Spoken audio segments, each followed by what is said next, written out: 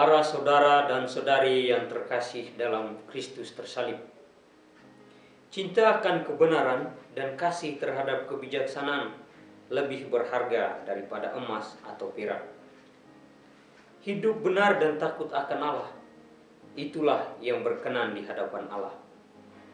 Kebijaksanaan dalam hidup merupakan kunci utama bagi kita untuk membuka dan memasuki kerajaan surga.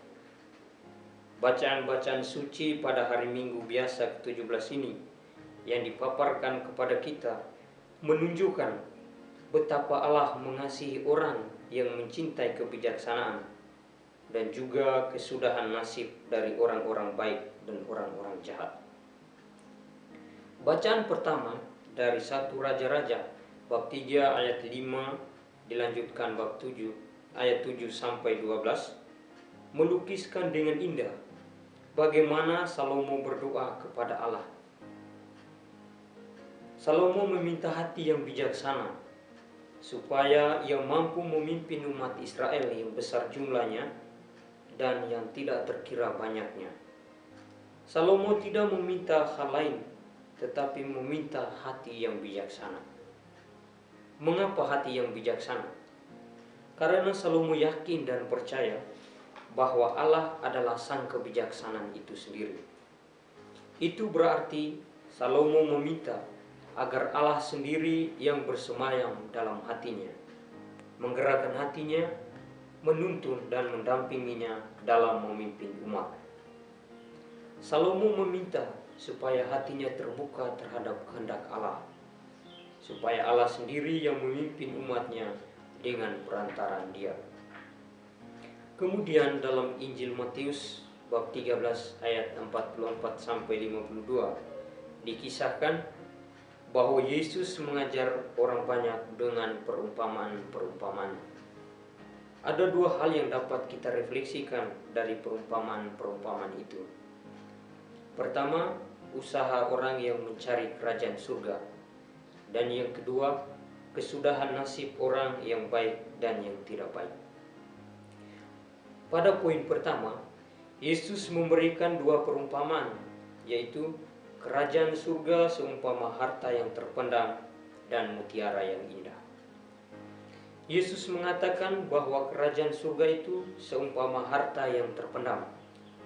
Terpendam berarti tidak kelihatan atau tersembunyi, namun ada dan nyata. Mengapa harus tersembunyi atau terpendam? Tersembunyi mau menunjukkan bahwa kerajaan surga yang ditawarkan oleh Allah kepada manusia harus direspon dengan segenap hati oleh hati manusia dengan cara menggali, mencari, menemukan, dan yang paling penting memilikinya atau membelinya. Membeli dalam hal ini berarti mengarahkan hati kepada Allah. Kita membeli kerajaan surga dengan sikap lepas bebas terhadap harta duniawi dan mengarahkan diri kepada kehendak Allah seperti yang dilakukan oleh Salomo. Para saudara dan saudari yang terkasih dalam Kristus tersalib, Yesus juga dalam pengajarannya menunjukkan kepada kita betapa berharganya kerajaan surga.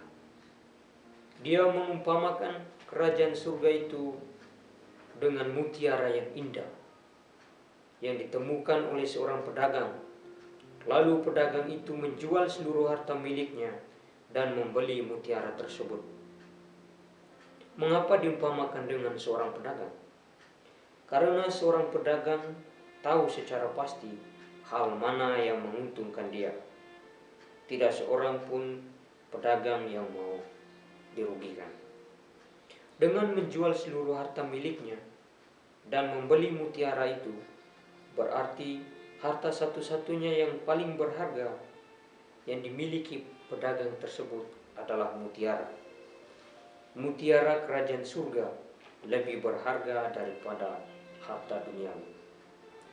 Kemudian pada poin yang kedua ialah perbedaan suasana kesudahan hidup dari orang yang baik dan yang jahat.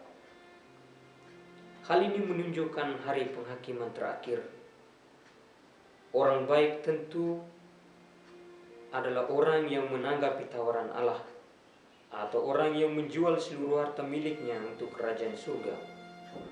Sedangkan orang yang tidak baik adalah orang yang bersikap acuh tak acuh terhadap tawaran Allah dan mementingkan harta duniawi. Melalui perumpamaan itu, Yesus mau mengajarkan kepada kita murid-muridnya supaya mengutamakan hal kerajaan surga. Yang lain akan ditambahkan kepada kita. Ini bukan berarti bahwa kita tidak boleh memiliki harta duniawi atau harta duniawi itu buruk. Harta duniawi hendaknya kita gunakan secara bijaksana, karena harta duniawi juga dapat menjadi sarana bagi kita untuk masuk ke kerajaan surga. Semoga kita menjadi orang-orang yang selalu mencari kerajaan surga, agar kita dapat memperolehnya dan memilikinya, dan pada akhirnya kita akan masuk ke dalam kerajaan surga.